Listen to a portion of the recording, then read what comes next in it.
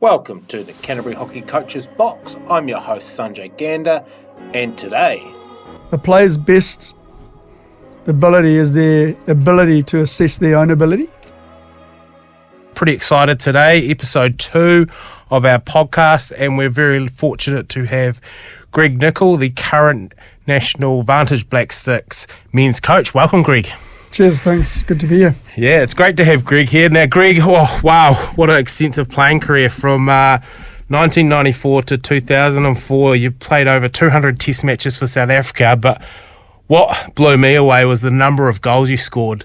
And, you know, look, I'm really keen to dive into some of that sort of stuff there as well around that. But, look, the Atlanta and Athens Olympics, talk to us about them and the two experiences you had. You obviously went to 2 Olympics as a player. So what was Atlanta like as your first Olympic Games for South Africa? Yeah, sort of won Olympics to sort of start my career and Athens to finish my career. Lucky I was, 21, trying to make it. I was actually, I think I was on a cricket scholarship at university at the time and got lucky on a trial in 94. Coach liked what I did. I did something that was a little bit different, which was put the ball in the net. And then,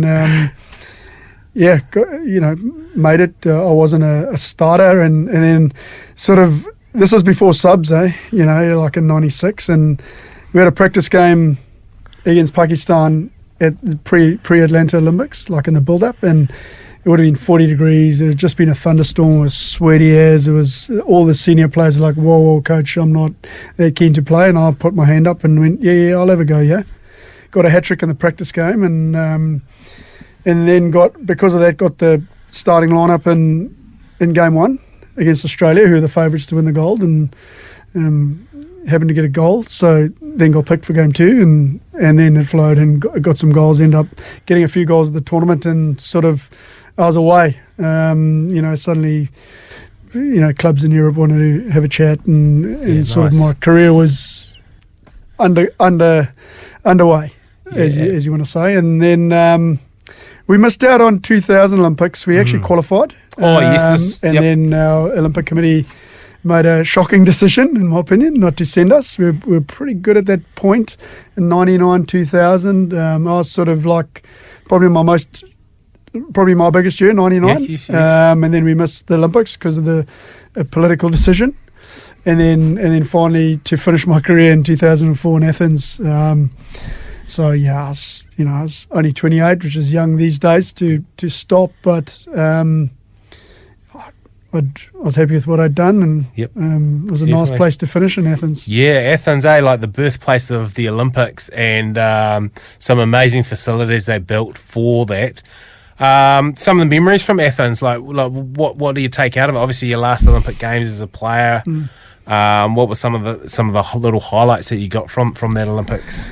Yeah, there's some highlights. Probably the thing I'm still trying to get over was losing to New Zealand in one of the pool games, which I get reminded about by a lot of people here in New Zealand.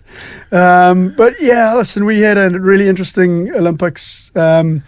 We were 2-0 up against Australia, 2-0 up against Holland, 2-0 up against India, and lost all 3 of those games in our pool. Oh, no way. Yeah, right. So, really put our best foot forward for a lot of moments in the game, just couldn't close out games. We just had a young team and just didn't work out how to win games. Yep. We were very competitive, and that meant that, we probably didn't get the result that a lot of guys wanted to do, because we had quite a lot of guys finishing their careers at that Olympics. Okay. They'd been together for a lot of the guys who didn't make that Sydney one hurt. Oh, right, yeah, and yeah. So a lot of guys this could be, I'm going to hang on. Yep. And so a lot of guys finishing, and then it was scattered between those guys and a whole lot of newcomers and young ones. And we just, didn't work out how to close out games, and ended up being the one that Aussie won. Right. And look, I'm pretty keen to dive in a little bit around that finishing off games. If you look back now, what were some of the traits that the team sort of missed out on that you've probably picked up, and in hindsight you wish you were able to apply to the group back then? Well, obviously you were a player, but some of the lessons that you could have taken. Yeah, probably just that every moment matters. You know, like I think people look at, well, we certainly used to look at things that potentially could have been a goal or a save or something like that, but it's all the things that build up to that moment that matter. And I don't think we quite treated all those moments like they should have been treated, because you essentially don't know which moment might trigger the flow-on effect or the momentum change or the whatever it is that then takes the game the other way. I think we just look at moments in isolation rather than the impact of multiple moments leading to like I say, momentum. And we certainly had that when I think back at those games that I spoke about being up. Holland came back and there was a bit of momentum, and then they had a lucky goal, and then they had this and that, and it just grew, and they went like this, the crowd went like this, and we started faltering. But we just needed to break the sequence of those moments. No, I get that, and I think look, I even just listening to you there, I recall a coach that we have here in Christchurch, Devon Menon, and he always used to say to me, 2-0 is the most dangerous scoreline, because, you know, the opposition get one goal, they've got momentum, one becomes 2, and then it becomes 3, and all of a sudden, like you say, the momentum shifted, and you know, what was a potential comfortable lead is now turned into a deficit, and you're constantly now chasing the game. So no, I love that little piece around that. Those every moments matter, and you know how important they are to take on. Look, Greg, some people will probably don't know about this, but you're a phenomenal goal scorer, scored over 200 goals at international level, which is a phenomenal amount of goals. But you spend the time in the goal as a goalkeeper. Can we talk about this, and what made you want to jump into the goal? Yeah, I mean, essentially the goalkeeper was the person I was trying to beat the whole time. And so I did a couple of things. One, became really good mates with goalkeepers. In fact, like through my 10-year career as a player, my roommate was the goalkeeper most of the time. The guy Brian Myberg, one of the best that ever played.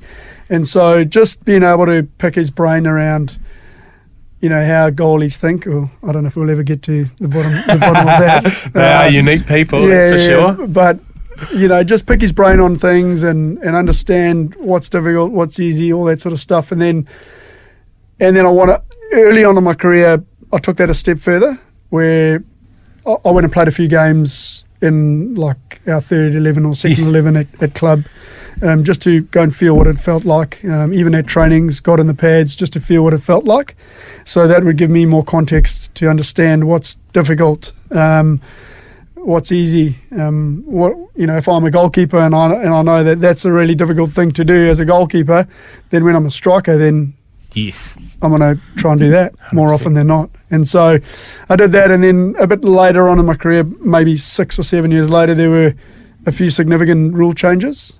And so then jumped in the pads a little bit more. And like I was a wicketkeeper in cricket. And so the concept of a ball coming towards me wasn't foreign. So transferable skills, right? Yeah, in fact, I didn't even have to catch it. I could just deflect it. I spent my whole life getting in trouble for deflecting it and not catching it.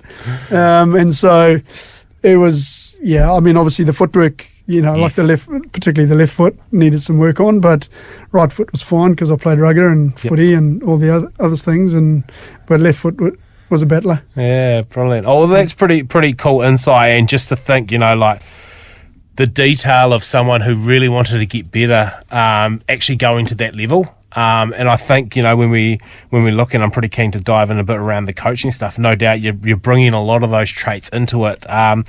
So let's jump into some of the coaching stuff. So you transition, and correct me if I'm wrong, but it probably wasn't too long after your playing career had finished, you migrated over here to New Zealand and made the transition into being a coach. Talk to us about that transition, because we have a lot of people, and no doubt a lot of listeners will be hearing it, and probably potentially being players and now transferring into that coaching space.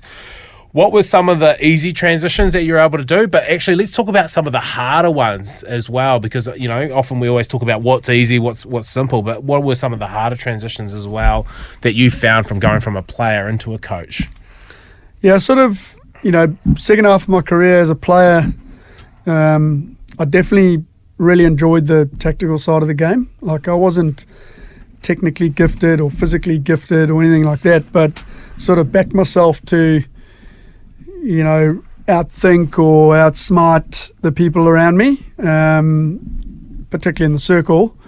And so I sort of always had an inkling that coaching might be an avenue for me, because I was constantly trying to, you know, and I was competitive, you know, so my willingness to win always meant that I was trying to problem solve and try and work out, well, how are we going to win? How are we going to get out of this hole? Or how are we going to put pressure on the opposition to get the win? And so when I finished playing in 2004, did some coaching in the UK. That was sort of where I was in the club scene over there, and then got lucky enough to be offered a job in Hawke's Bay, running the academy down in Hawke's Bay. Right. And then linked that in with the Black Stick stuff. Probably like one of the harder parts of the transition is, you know, changing your mindset from what you would do on the field. Like, so stop thinking like a player. You know, like, it's very easy to go, well, if I had the ball in this position, this is what I would do. Because all of that context based on the skill sets that you know about yourself. Yes, yep.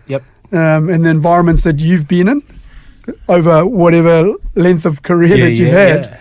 And so putting a different hat on and going, I wonder what it feels like to be Sanjay in that position, in that moment, with the skill sets that he's got and the experience or inexperience that he's got.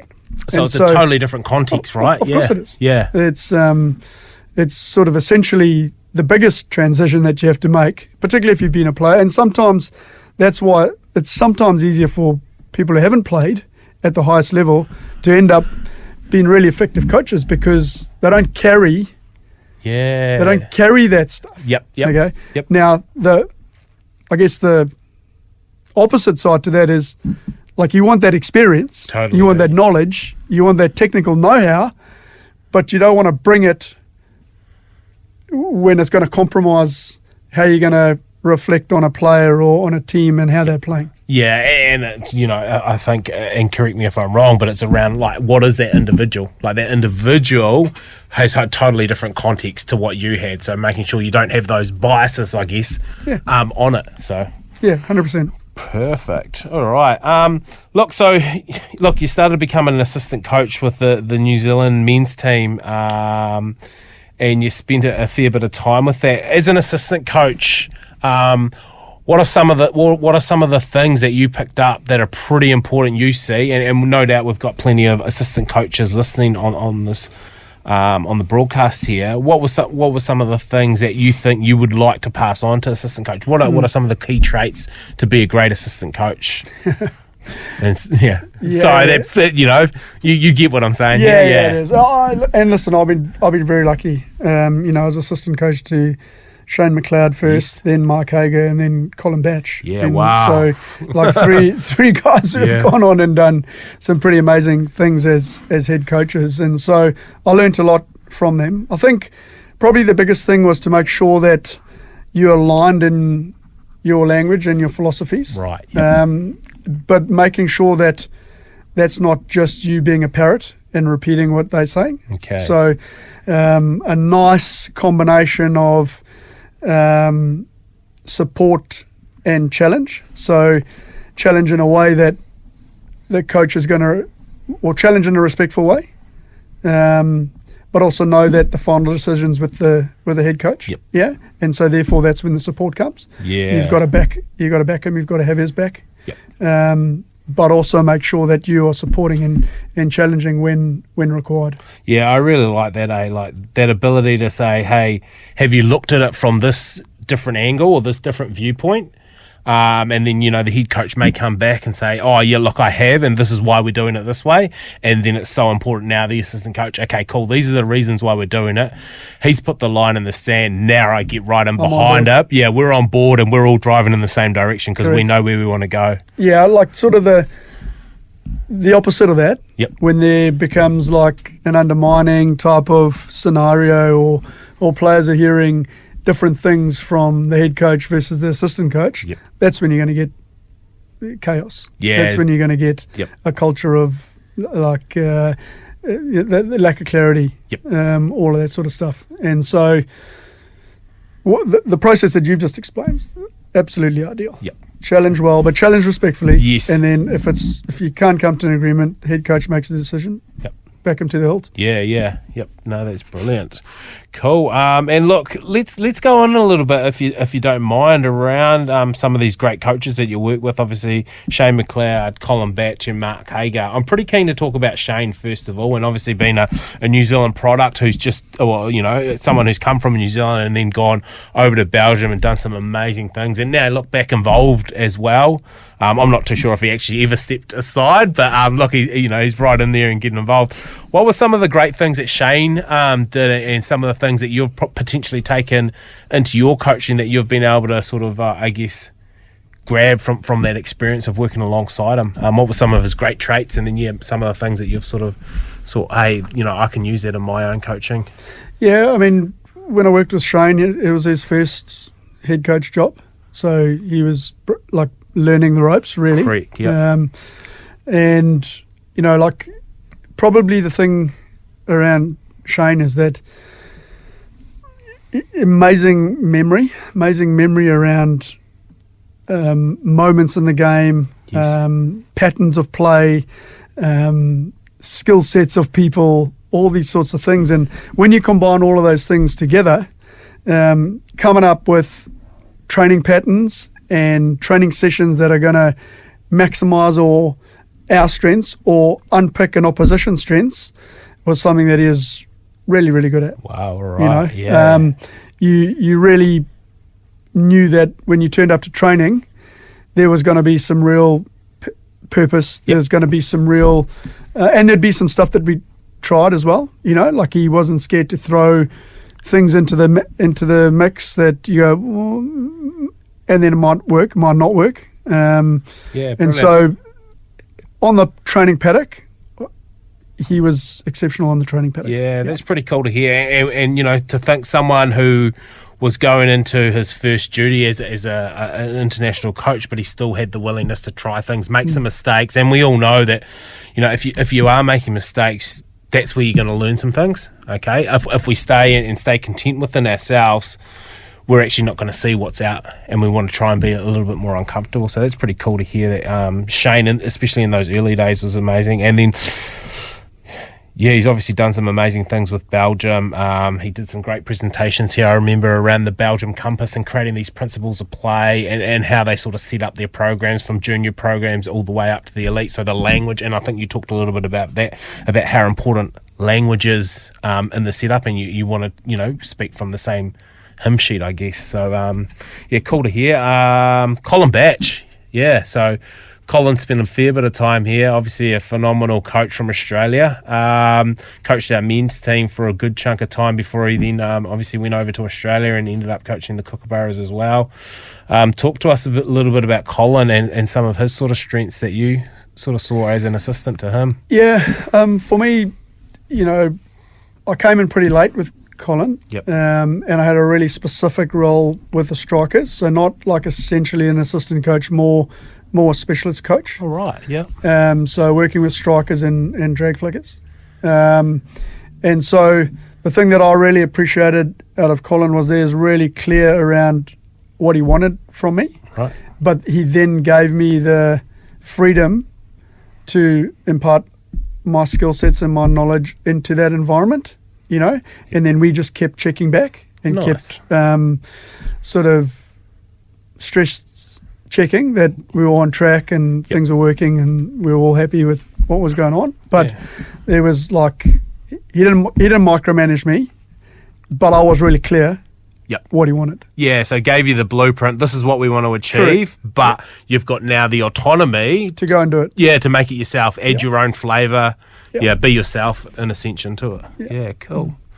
And then Mark obviously had a phenomenal career and probably coached our women's team in New Zealand. If I look back and this is my own view, I think probably our most successful period for our women's team in New Zealand. A phenomenal goal scorer as well. Done some amazing things on the hockey pitch as a hockey player, and then obviously has had an amazing hockey career. And now look, he's coaching the Kookaburras, just recently appointed. What were some sorry to say, but what were some of Mark's strengths? But what were some of the things that you really took from his coaching? Yeah, I mean, like for me, Mark's biggest asset was his attention to detail around what it takes to win, and that just,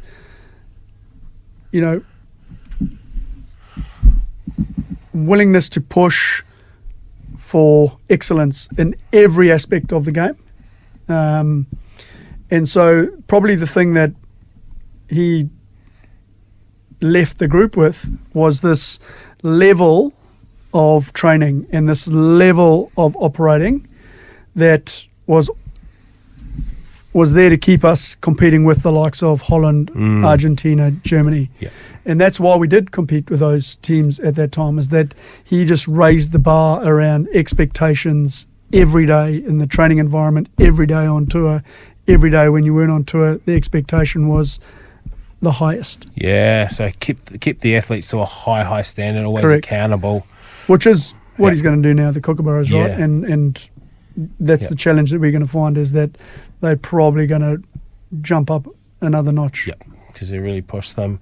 Look, just before we jumped in here to the recording, you shared a great story around Mark and the attention to detail, and he had such attention to detail that, say, 40 minutes before a game, he wanted to check the microphones to make sure they work it. And you shared this great story about how you sort of, obviously Mark is, he's pretty hard on things and making sure that everything's run pretty smoothly, but you like to have a little bit of fun. If you don't mind sharing a little bit about that story. Yeah, I mean, you got to have fun when you're on tour, right? Yep. Like sometimes you're away, from family and all sorts of stuff. So we used to try and keep it fun. But yeah, every now and again, Mark would be in a serious mood and checking all these things. And he wanted to check that the headphones and the mics and all that were working. And he's like, "Hey, Greg, are you there?" And I just went. He went, I don't think yours is working. Can you check it again? And I just kept on. And it was pretty good until it wasn't good. Right, yeah. So I guess you probably started to see the steam coming off Horry's face at that point. Yeah, perfect. Okay, cool. Look, that's awesome to hear around some of those coaches. And now, look, you're the head coach of the New Zealand side, which is awesome to have, someone of your caliber, that huge amount of experience, obviously had a good understanding of the culture in New Zealand. Look, last year, the Olympic Games, obviously a tough period, but unfortunately come out of the Olympic Games not winning a match. And I no doubt you've been asked this question plenty of times, but some of the things that you'd love to be able to redo again, and the opportunity to obviously go potentially to LA, what were some of the things that you'd really look to change going into the next cycle?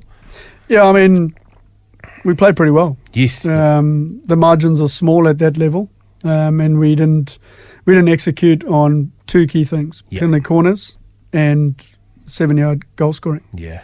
When you get those two things right, with the amount of chances that we created, we would have been right in the mix. And with the way that the Olympics goes with quarterfinals and things like that, that was obviously the goal: get to the quarterfinals, and then it's one-off games against the top 8 teams in the world. Yep. And then in a one-off game, we know we can pull off the win that we need to potentially be playing for a medal. But in the pool phase, with the amount of possession we had, with the amount of circle penetrations we had, with the amount of opportunities we had, we didn't quite execute the final bit, which is easy to say post a tournament, but we went there with the intention of scoring more goals than we did. Yep. And we have to look at how we trained. I have to look at how I coached. We have to look at all the things that contributed to those things. Yeah. Yeah. No, that's cool. Look, in and around there, obviously, the Olympic Games, and we were pretty blessed with some really top players that went there. I'm pretty keen to just talk a little bit around some of players that now have shifted on, but someone like Simon Child, who's obviously been a huge player for New Zealand, been to a number of Olympic Games. What was it like having someone like Simon in the group who'd been there, done that as a teenager, gone through, and coming up to his end of his career? What sort of things did Simon bring to the group in that last little piece? Yeah, it was an interesting sort of circle, because my first gig was assistant coach in Beijing, and Simon was a young fellow playing in Olympics, and he actually got injured in the build-up to the Olympics. I spent a lot of time with him, like pre the games, running with him, and like he always needed somebody to go for a run with, as he was rehabbing and all that. And I spent a lot of time with him, and he ended up getting him on the park and doing reasonably well in that first Olympics. Probably the guy that I saw in the build-up to Paris, just a far more mature, smarter, calculated individual, yes, who could influence people around him really smartly. When he was probably at that younger age, like he relied on his on-field flair and exuberance and all of that. And then as he got a little bit older, maybe lost a yard of pace or whatever, the hockey smarts, the composure, the ability to influence people around him was massive. Yeah. And that's what ended up being probably his biggest asset in the back end of his career. Probably what kept him in the team, really, to be honest. Yeah. Otherwise, some young buck would have probably come and knocked him off his perch, right? Yeah. Yep. And that's that value that he could add on those things are just, you just can't buy that sort of stuff.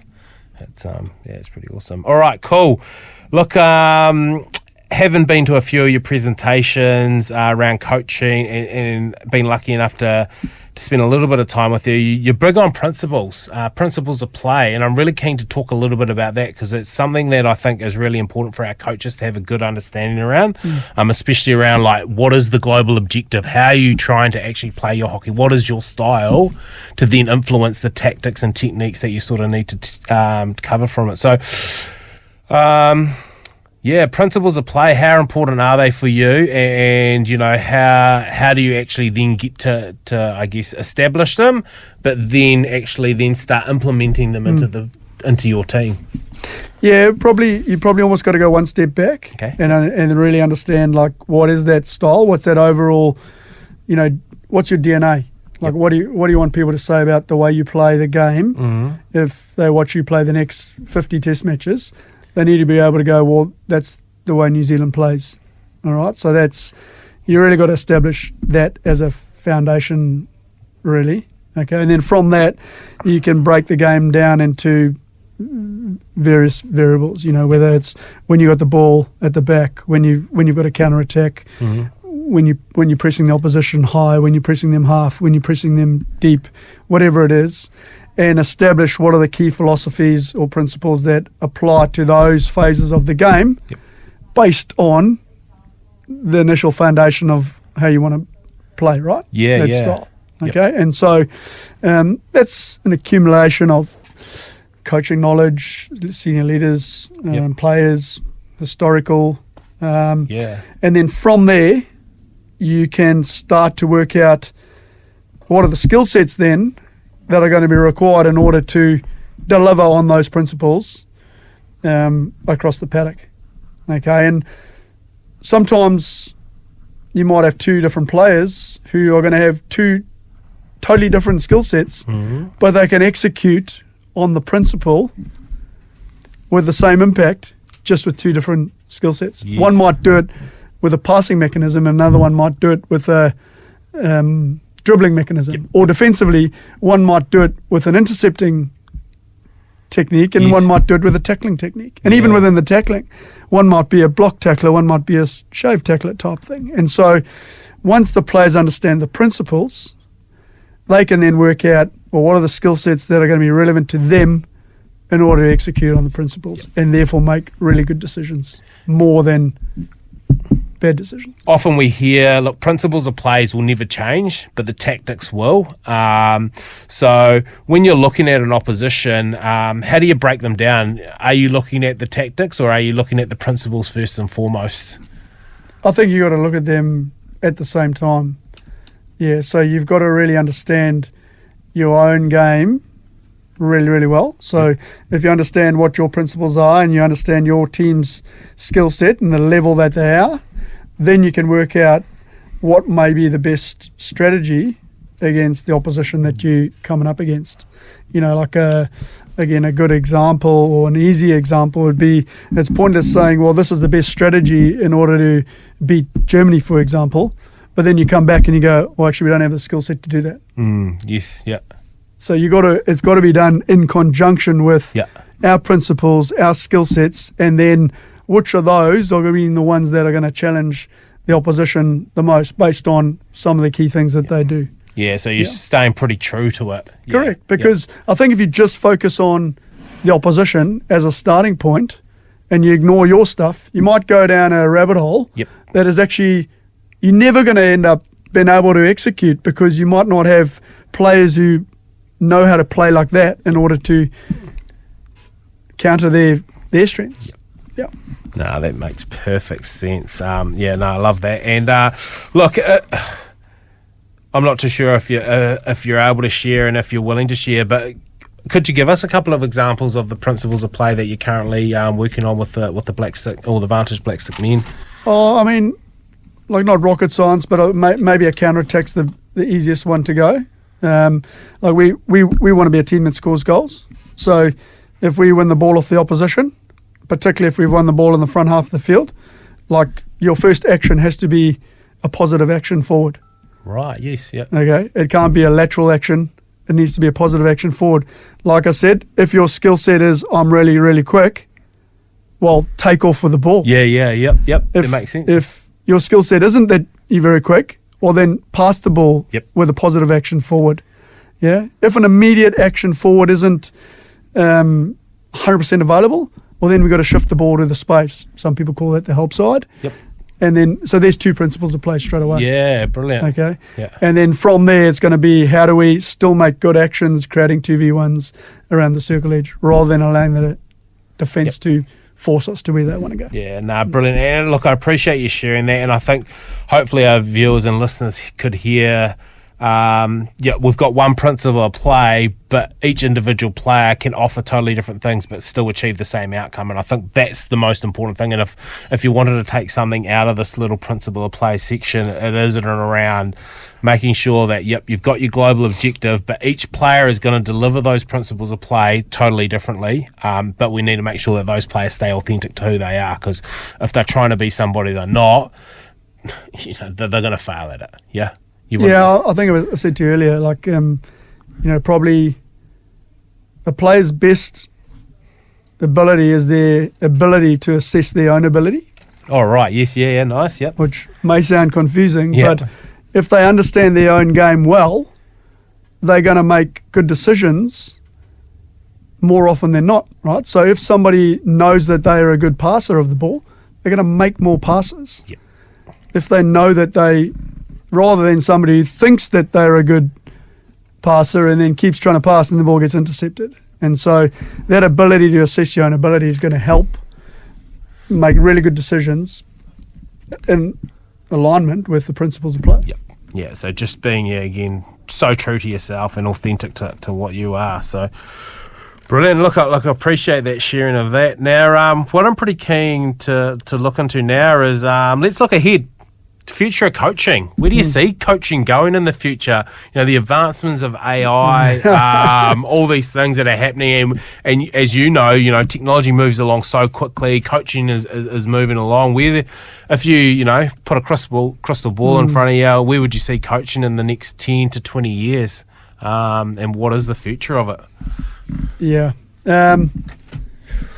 Well, I haven't really given that too much thought, but what I have given a lot of thought is that I really hope that the feel, the authenticity of the player-coach relationship, the authenticity of a coach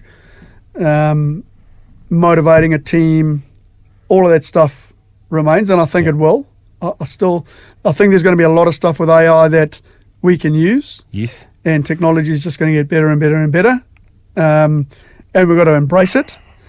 But essentially, this is still a game delivered by humans. And we've got to make sure that we keep that right at the forefront of what we do from a coaching point of view. Embrace as much as you can about all the technology and the AI.